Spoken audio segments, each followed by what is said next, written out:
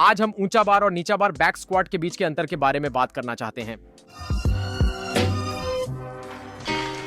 दोस्तों, squat university में आने के लिए आपका धन्यवाद। आज हम स्क्वाटिंग से जुड़े एक आम सवाल पर बात करना चाहते हैं।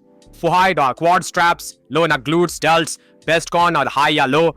आज के वीडियो में इस बहस का निपटारा करते हैं। तो सबसे पहले ये अंतर वास्तव में क्या है? दरअसल उच्च बार बनाम निम्न बार शब्द बस आपके पीठ पर बारबेल की स्थिति से आता है। अब यहाँ एक उदाहरण प्रस्तुत है। जब भी मैं बारबेल के नीचे आता हूँ और वो बारबेल मेरे ट्रैप मांसपेशियों के ऊपर आराम से बैठी हो तो इसे उच्च बार बैक स्क्वाट कहा जाता है।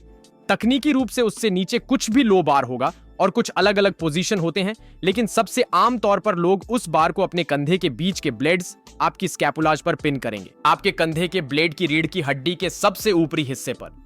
इस स्थिति में वहां एक लो बार बैक स्क्वाट होता है। आज हम जो करने जा रहे हैं वह यह है कि हम इस बारे में बात करना चाहते हैं कि आपकी पीठ पर स्थित बारबेल की स्थिति में कैसे अंतर आपके स्क्वाट मैकेनिक्स को प्रभावित करता है और इसे बदल देता है। उसका असर स्क्वाट की गति पर कैसे पड़ता है और हम बात करेंगे कि यह कैसे आपके द्वारा उत्पन्न की जा सकने वाली शक्ति आपके घुटनों बनाम आपकी पीठ और कूल्हे पर लगाए गए टॉर्क पर क्या प्रभाव डालता है।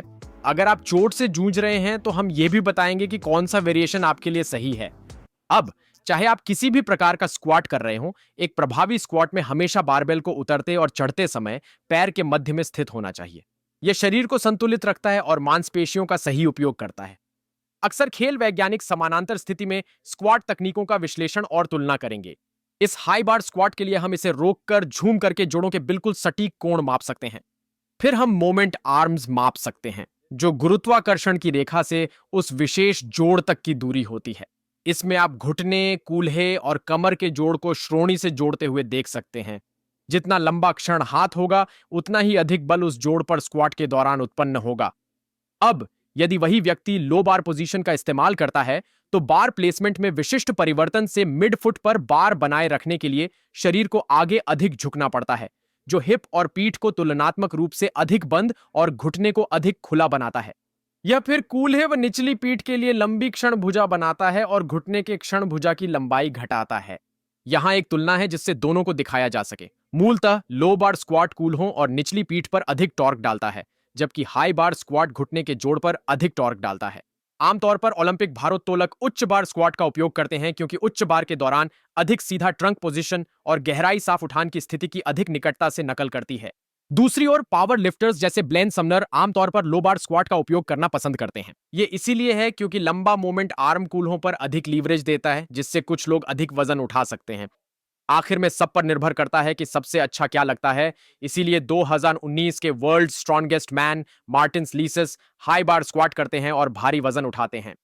ठीक है, तो अब जब आप लोग थोड़ी समझ रखते हैं कि लो बार और हाई बार बैक स्क्वाट के बीच में मैकेनिक अंतर क्या है, तो चलिए अब चोट के विचारों पर बात करते हैं। लो बार बैक स्क्वाट एक लंबी मोमेंट आर्म बनाता है, जिससे रीढ़ की हड्डी पर अधिक टॉर्क पड़ता है, जिसे ध्यान में रखना चाहिए।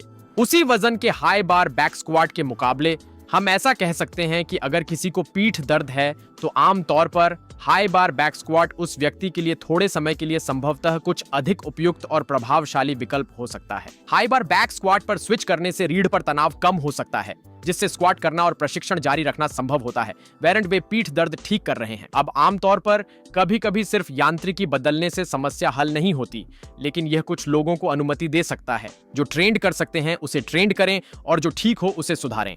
आइए घुटने के दर्द पर बात करें, क्योंकि एक लो बार बैक स्क्वाट में संतुलन बनाए रखने के लिए घुटने को आगे की ओर कम झुकना पड़ता है। इसलिए एक ही वजन के लिए घुटने के जोड़ पर हाई बार बैक स्क्वाट की तुलना में कम टॉर्क पड़ता है।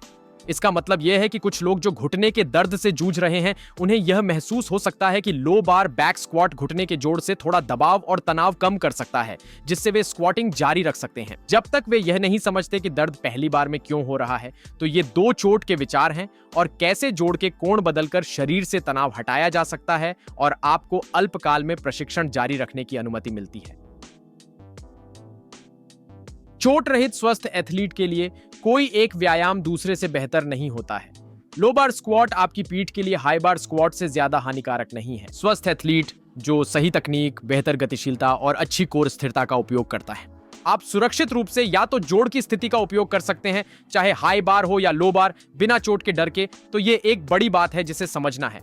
आज के वीडियो के बाद आप अब थोड़ा और जानते हैं कि हाई बार और लो बार बैक स्क्वाट्स के बीच यांत्रिक अंतर क्या है। आप यह भी जानते हैं कि चोट के पहलुओं को कैसे संभालें। आखिर में यह सब व्यक्तिगत पसंद पर निर्भर करता है, वास्तव में वह तरीका खोजने में जो आपको सबसे अच्छा लगे। दिन के अंत में यही सब कुछ है। अधिकतर पावर लिफ्टर्स लो बार बैक स्क्वाट को अपनाते हैं, मगर फिर भी कई ऐसे हैं जो हाई बार स्क्वाट को पसंद करते हैं। जबकि अधिकांश ओलंपिक लिफ्टर्स अक्सर हाई बार बैक स्क्वाट का उपयोग करते हैं। यह कहना गलत नहीं होगा कि आप लो बार बैक स्क्वाट का उपयोग नहीं कर सकते। यह बस सामान्य नहीं हो सकती। ये इस पर निर्भर करता है कि आपका शरीर किस स्थिति में अधिकतम वजन उठाकर आरामदायक महसूस करता है। आशा है कि आपको आज का स्क्वाट यूनिवर्सिटी वीडियो पसंद आया, जिसमें हाई लो बार स्क्वाट पर चर्चा हुई।